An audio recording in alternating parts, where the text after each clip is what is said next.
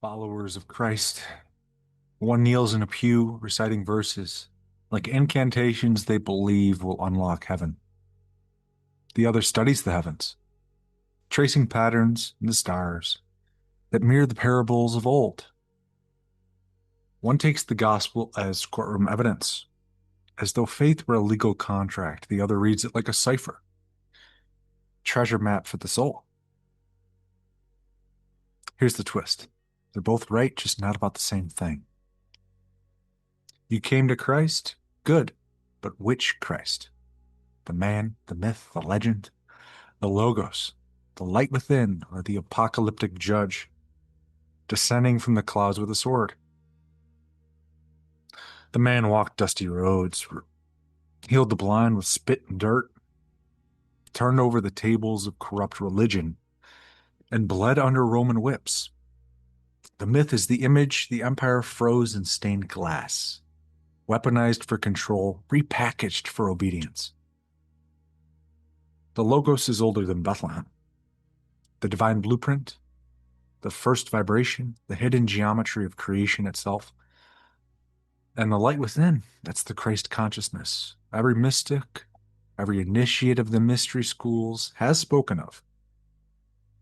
The awareness capable of waking up inside you.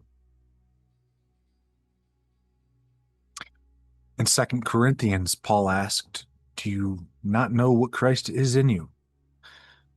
Jesus himself declared, you are God's, in John chapter 10, and went further.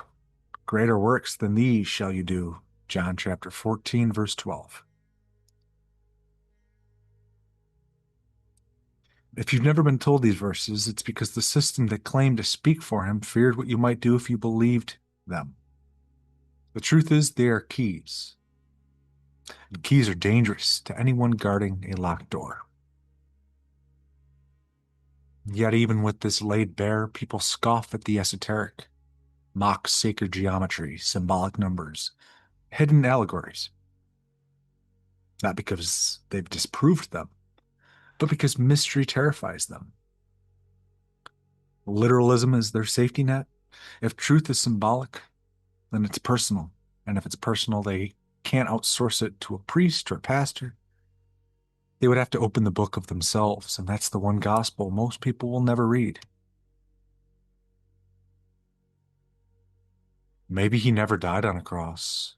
Maybe he lived, had children with Mary Magdalene, and left a bloodline that survived under the threat of extinction. Maybe the blood of Christ wasn't just wine in a cup, but lineage hidden from the powers that be. Whether or not you accept that is irrelevant. What matters isn't what they do, what they did. What matters is what you let him do to your soul. And yet you've probably heard the sermon. Jesus died for you, and every sin you commit drives the nails deeper. That's manipulation, not grace. A guilt-based chain that keeps people obedient without ever setting them free. You see, the religious path points to him in the sky, waiting for a cosmic rescue mission. The esoteric path finds him in the mirror, understanding that the second coming happens first in the heart. Both bow before Nazarene, but one waits for a rapture, the other becomes it. The church gave you a crucifix. The mystic sees a spine, the serpent Moses lifted in the wilderness. It's the same life force energy the ancients called Kundalini, rising up the central column of the body. The seven seals in Revelation, they are not political treaties in the Middle East. They are the seven energy centers within you, the lamps of the body Jesus spoke of, which open as you master your lower nature. The throne of God is in the brain, between the temples, behind the veil, the pineal gland. Single eye that fills the body with light when awakened. Milk and honey, pituitary and pineal glands. Egypt called it the eye of Horus. The Hebrews called it the Holy of Holies. The mystery schools called it the secret chamber. Jesus called it the lamp of the body. He spoke in parables not because he loved riddles, but because the inner kingdom cannot be given to those who will trample it. In 1 Corinthians chapter 3, Paul said, "Do you not know that you are God's temple?" Jesus said you are God's, and he didn't say it to saints, he said it to his critics. Divinity is potential, not privilege. The problem isn't that we're too human. It's that we've forgotten we're also divine. The lower nature of man, the beast, is real. It's fear, lust, greed, pride, violence. It lives in the belly and in the blood. It resists the spirit, feeds the ego. That's what must be crucified. And the nails are not iron, they are truth. This crucifixion is not punishment, it's a process. Without it, the resurrection never happens. Because resurrection is not a corpse walking, it's a soul awakening. And the mechanism of that awakening is love. Not romance, not sentiment. Love is the philosopher's stone, the alchemical solvent that dissolves the lead of ego and awakens the gold of spirit. The kind of love that forgives while the hammer is still in the enemy's hand. The kind of love that says, "Father, forgive them." Not because they deserve it, but because hate would keep you nailed there forever. So what does it mean to truly come to Christ? It means dying to the false self.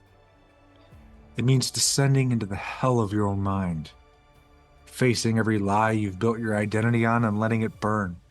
It means taking up your cross, and that cross is not wood, it's your ego, your masks, your unexamined life, your shadow. Judgment Day. It's not marked on a calendar, it happens the moment you stand before the mirror. Drop the act. Surrender to truth. That's when the temple veil tears. That's when Christ returns. Religion will hand you the map, esotericism will show you the terrain, but Christ is the terrain. He is the path. He is the way, the truth, the life. He is the door, the truth waiting behind every illusion. So come to Christ, the real Christ, not the caricature, not the tamed, state-approved mascot. The Christ who will break your ego and build your soul, because the only second coming that will save you, it's not in the clouds, it is in you. And I say this without hesitation. I have studied Revelation. I have studied occult anatomy. I have traced the symbols from Genesis to the Gospels, from Egypt to Kabbalah to the mystery schools. And I tell you, the signs are not vague, they are exact. They are written into your body, your breath, your blood, and the sky above you. As above, so below. As within, so without. People are not blind because the truth is hidden. They are blind because seeing would cost them the false life they have built. But if you are ready, if you have eyes to see, then see. It was never hidden. You were only looking away.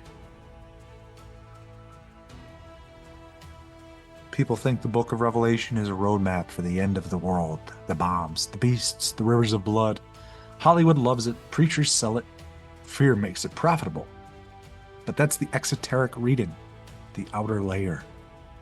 The initiates have always known it's something else entirely. It's not about the destruction of the planet, it's about the transformation of a person. Revelation is not the world ending, it's you ending, and the true you emerging. The seven seals, they are the seven gates of consciousness. The ancients and Jesus called them the lamps of the body, the chakras. Revelation calls them seals because they are closed until you purify what's beneath them. They open from the bottom up, from the root in your belly to the crown of your head. And every time a seal opens, a part of the old you dies and something higher wakes up. That's why John weeps that no one can open the book, because the book is the human template, and only the perfected inner Christ can break those seals.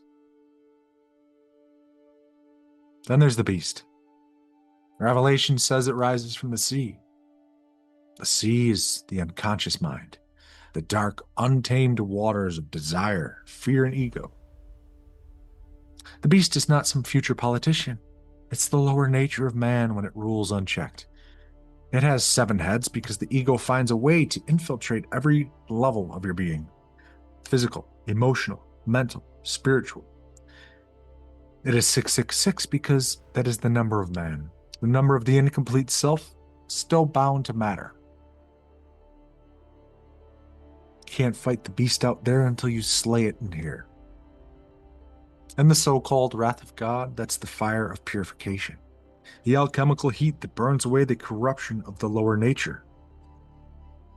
Mystery schools taught the same pattern. The initiate would descend into darkness, face their own shadow, and rise cleansed. In Egypt, it was the weighing of the heart.